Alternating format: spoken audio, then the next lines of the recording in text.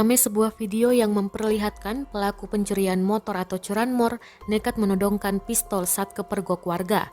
Adapun peristiwa tersebut terjadi di Jalan Raya Narogong, Limus Nunggal, Kecamatan Cilengsi, Kabupaten Bogor, Jawa Barat. Kejadian itu berlangsung pada Minggu 13 Februari 2022 pagi. Aksi pelaku curanmor tersebut terekam dalam kamera CCTV.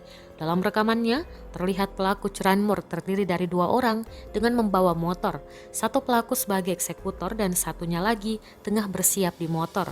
Tampak pelaku masih mengecek situasi dan kondisi sebelum melakukan aksinya. Tak berselang lama, warga sekitar tampak mencurigai kedua pelaku. Akhirnya salah satu warga meneriaki kedua pelaku yang akan mencuri motor korban. Namun salah satu pelaku secara mengejutkan mengeluarkan pistol dan mengancam warga. Sontak warga tersebut langsung terkejut dan terdiam.